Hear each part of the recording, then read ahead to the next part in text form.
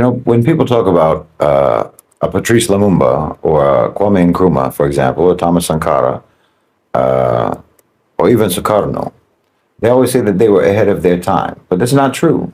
They weren't ahead of their time. They were not revolutionary thinkers, if you know what I mean. They were just incredibly astute, mature, sensible men with a very crystal clear understanding about how things should be. There was nothing futuristic or utopian in their visions. They just understood and identified exactly what had been done to Africa and what was being done to Africa. And they understood exactly what liberation and what sovereignty required. If they had been leaders in the West, no one would have called them revolutionary or even visionary.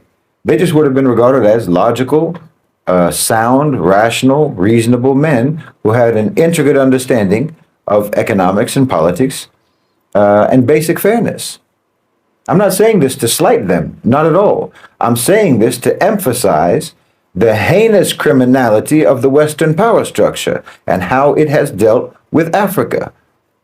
Because if you were a leader in Africa in the 1950s, the 1960s, the 70s, or the 80s, and you had a sound mind, a rational mind, you had an understanding of politics and economics, and you had an understanding of what's required for sovereignty and fairness, well, that made you a revolutionary, calling for, pursuing basic fairness and sovereignty and independence for an African leader, saying things and doing things and implementing policies that just made sense for your nation, constituted rebellion.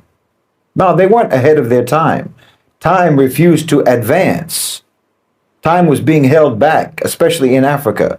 The West, Europe, the UK, and America refused to allow Africa to exist in the present day. Not just Africa, of course, all across the global South. But nowhere was this more the case than in Africa. You understand? I pointed out before, more than once, relationships between countries, between continents, evolve and develop and change over time. We've seen drastic changes in international relationships in just the last 20 years. In fact, we've seen drastic changes in just the last 4 or 5 years. Even the last 100 days, to be honest. But the West's relationship with Africa has remained essentially the same for 1,000 years. Subjugation and extraction, looting and pillage. So for Lumumba or Nkrumah, it was the 1960s, but for the West, it was still the 1860s, the 1760s, the 1660s. For the West, Africa was frozen in time, and they kept it frozen in time by force. They kept it frozen in time by violence, by assassination, by coups, by invasions, and by hostage governments and collaborators. They kept it frozen in time by predatory lending, by neoliberal policy coercion, by manufactured debt and abusive trade policies. When they can't send soldiers, they send consultants. So no, those great leaders weren't ahead of their time. The West stopped time in Africa. And understand this, when you arrest the forward movement of a people, when you stop them in time like that, you're not just stealing their wealth, you're stealing their future. You're robbing them of possibility. You're burying generations that have not even been born yet under the rubble of your exploitation. Because what could have been created, what could have been discovered, what could have been achieved, it never gets a chance to exist. The mind of a Thomas Sankara, the determination of Patrice Lumumba, the vision of Nkrumah, these weren't anomalies. They're the normal, natural, healthy state of a decolonized mind, of a liberated mind coming from a liberated people. They're examples of what Africa would have been, should have been, and inshallah bi'ithnillah still will be. But the West systematically crushed the conditions necessary even for normalcy to flourish. You see, you don't just kill the leaders when you kill the leaders or when you overthrow the leaders. You steal the future that those leaders could build. Allah subhanahu wa ta'ala said in the Quran that when you kill one person unjustly, it's as if you killed all of mankind. Well, that isn't just metaphorically true. In the case of the leaders that the West has destroyed in Africa, they also destroyed millions of lives along with them. Millions of living and unborn lives have been destroyed in terms of their hopes, their opportunities, their rights, their freedom, their independence, their sovereignty. Well, you can trace the carnage going on right now in Congo today. all the way back to the assassination of Patrice Lumumba. They assassinate the idea. They assassinate the man who represents the idea, so that future generations will look back and go, well, you know, they tried and they failed, so we better not bother. It's psychological warfare across time. Because if you can make a people believe that liberation is impossible, if you can make them believe that wanting sovereignty is naive and that dignity is an unrealistic hope, then you don't even have to conquer them anymore. They'll remain conquered inside themselves. And please understand, when we talk about people like Sankara, Nkrumah, Lumumba, Sukarno, we're actually just talking about the natural state of a decolonized mind. We're not talking about something extraordinary. We're talking about what's supposed to be normal, not exceptional, normal. They didn't have utopian visions for their countries. Like I said, they wanted their countries to be normal. But the West would not allow it. And back then, the West had the power to prevent it. The relative power, that's the key point. They had the relative power to prevent it. They had the relative power to steal Africa's future by prolonging its past by force. But as I've talked about many times, the West's relative power is receding. That old wolf still has fangs, but the global South is raising some young lions of their own today. They're reviving the spirit of Lumumba and Sankara and Nkrumah. Your grip on Africa is being pried open. And yes, of course, I'm talking about Ibrahim Traore in Burkina Faso. And all the leaders in the Sahel Alliance countries, obviously, but especially Ibrahim Traore. You know, it's often only in retrospect that we recognize the magnitude of a figure who shifts the course of history. It shifts the course of events in the world. But if anyone's paying attention, you can all see that Ibrahim Traore is clearly one of the most consequential leaders, not just in Africa, not just in the Muslim world, but in the entire global South and in fact, in the world. You know, I said on X the other day that Ibrahim Traore is the most important Muslim leader in the world today. More than Erdogan, more than MBS, more than anyone else, because of what he represents.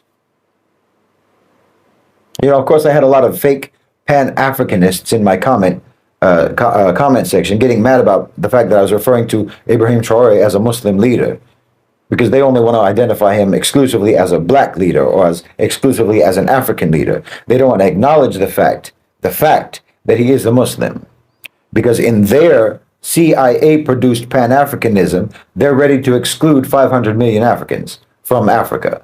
They're so propagandized in their mind by the CIA and by the intelligence that they think being African and being Muslim is a contradiction. They've fallen for the old divide and rule tactics of the colonizers. Their indoctrinated brains will short circuit over the inconvenient fact that the most admired and the most heroic leaders in Africa today are Muslims. In Burkina Faso, in Niger, in Senegal, even Naledi Pandor in South Africa is a Muslim, taking the Israel to the ICJ. Just because Ibrahim Traore doesn't wear his religion on his sleeve, and just because he doesn't taqwa signal, you know, all the time like some so-called Islamists, you think we don't get to claim him as part of our ummah? We don't get to say that he's a Muslim leader, but he is a Muslim leader. He's an African leader who's a Muslim. And I'm sorry to tell you, but again, the fact of the matter is that the best leaders you have in Africa today are the ones who are Muslims. You can get mad about it all you want. You can say, why does Shahid have to bring up religion? Why do you have to bring religion into it? But that's just a way of gaslighting about the fact that you don't want religion to be brought into it. You want to keep religion out of it. No, Ibrahim Traore is fighting those Western-backed, Western-trained, Western-funded jihadi groups because he's a Muslim. Nobody has suffered more from those mercenaries than the Muslims have. Suffered more from their violence and suffered more from the warped image of Islam that spread by their violence. Now, when Ibrahim Traore stands up to those French and Ukrainian-backed psychopaths, he's standing up for real Islamic values, whether you like it or not. From the perspective of Middle Nation, from my perspective, from the prism through which we analyze the struggle for justice and sovereignty and dignity, Ibrahim Traore's emergence is nothing short of historic. I mean, alhamdulillah, we have many great Muslim leaders in the world today, despite what everyone says. We have great leaders, many. But in my opinion, Ibrahim Traore is the most important. Burkina Faso, the land, they call it the land of upright people, has again produced an upright man, not only for their country, not only for the Ummah, but for all of humanity. First, they gave us Thomas Sankara, who was a Catholic, but his life was extinguished before he could ever reach the full, before he could realize his vision. But today, in Ibrahim Traore, we see that vision revived and refined and aligned with the consciousness of Islam. We don't have any hesitation acknowledging Thomas Sankara. We're proud of anyone, regardless of their faith, who stands for justice. You know, there were many leaders, heroic leaders in the global south, particularly in Latin America, who were inspired by the so-called liberation theology within the Catholic Church. Even if their own church hated them for it, we salute them. You know, even those with no faith, who genuinely struggle for the rights of their people, we salute them. It's a part of our faith, it's a part of our religion to appreciate those who genuinely stand for justice, even if we know that their vision is never going to be complete without Islam. So if you want to be proud of Ibrahim Traore because of just his skin color, go ahead. If you want to be proud of him because of his country or his continent of origin, go ahead. But we're proud of him because of his belief. He's our brother in belief. We're proud of him because of his faith. And anyone who wants to deny that or deny us that, well, you're just petty and foolish and ideologically shackled. Ibrahim Traore led a coup against a government that was subservient to its foreign masters. You know, there's been many coups across the continent, but usually those just replaced one neo-colonial agent with another, usually. But Ibrahim Traore is different. He's not just changing the government. He is uprooting the whole system of neo-colonial domination, and he's succeeding. He's understood what many people have failed to grasp, which is that independence is meaningless if you don't sever the control of the owners and controllers of global financialized capital. He's understood that security is a myth as long as it depends on the military patronage of your former colonizers. And he's understood that sovereignty is impossible under the shadow of Western tutelage. He's not merely a head of state. Ibrahim Traore is the revolutionary archetype of the 21st century. He was forged in the reality of Western-backed insurgency and Western economic warfare and propaganda. Because, you know, today the fight for freedom is not just waged by armies anymore, but by narratives and by resource policies and by alliances and by collective sovereignty. Traore has made the choice to look towards Russia and Turkey and towards other new centers of power in the multipolar world. That's strategic, not because they're perfect allies, but because he recognizes the necessity of breaking the Western stranglehold on Burkina Faso. This is pragmatism in service to principle. This again is the methodology of Middle Nation. It's engagement without submission, cooperation without subjugation. It's trade-offs without selling out. He also understands, crucially, that Africa's liberation cannot be rented from outside. It has to be rooted in the reclamation of Africa's own wealth. You know, his moves to exert control over Burkina Faso's gold, building indigenous defense capacity and food sovereignty. These aren't just political decisions. These are acts of civilizational self-respect. It's a declaration that Africa's children will no longer be bled dry for the enrichment of Western imperial capital. We see Ibrahim Traore as a brother, not simply because of his faith, but also because of his fight, because he embodies the spirit of the Quranic guidance to stand firmly for justice, even if it is against your own selves, even if it is against those who are in power, and even if it is against the odds. Burkina Faso isn't just a battleground today for the Burkinabe people. It's the front line in a global struggle for liberation. What Ibrahim Traore is doing is echoing in the Sahel, in Niger, in Mali, across Africa, across the Ummah, across the global south, and across the world. Every oppressed people around the world can now look to Burkina Faso and to Ibrahim Traore and say liberation looks like it's actually possible. But obviously, the global order trembles at the prospect that anyone is going to follow his example. They're afraid of his courage and his clarity and his defiance in the face of Western power and Western threats, and they should be afraid of that. They should tremble because they know the jig is up. But we know that when they get scared, they get dangerous, and Ibrahim Traore is under severe threat. There's already been something like 20 attempts on his life since coming to power. They just stopped a coup from happening last week, organized by the Americans and by the French, right there in the French embassy. Because a free Africa is just something that that old wolf can't take.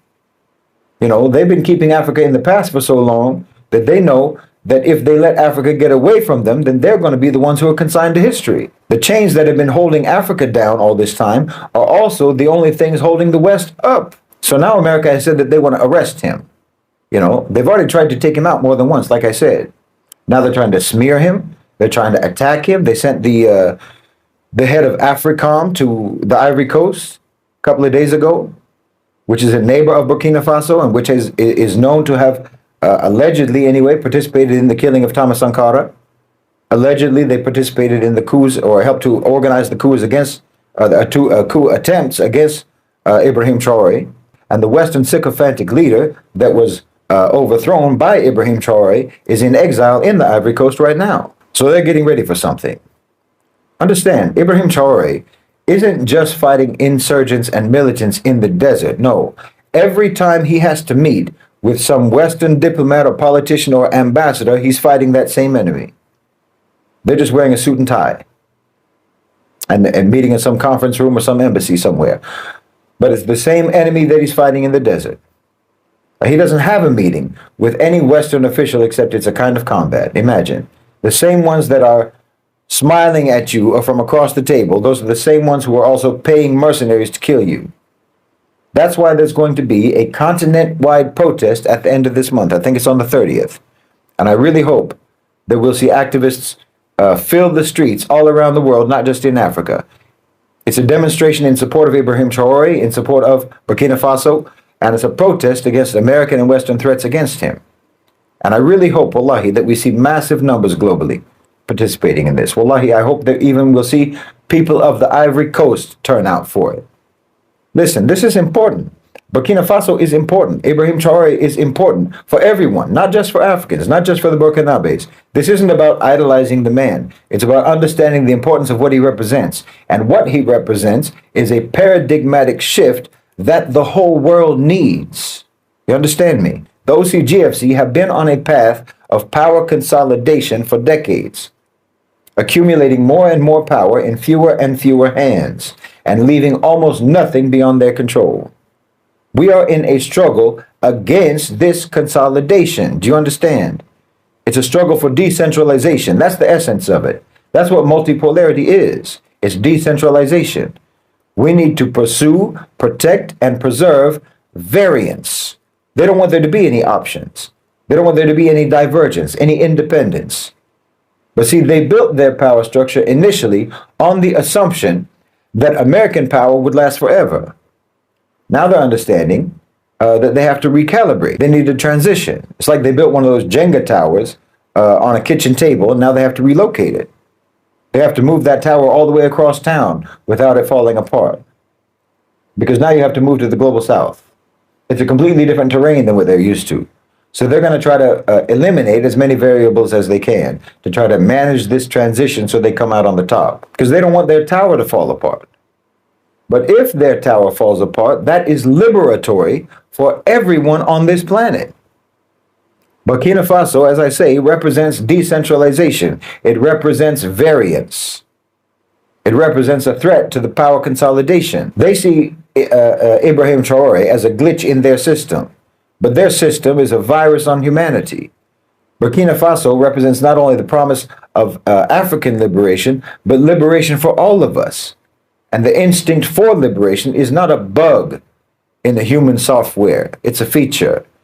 So everyone should do whatever they can, and we should all do all we can to try to defend and protect Ibrahim Traore. Because wallahi, this is a matter of self-defense. Ibrahim Traore isn't simply a political figure. He's a turning point.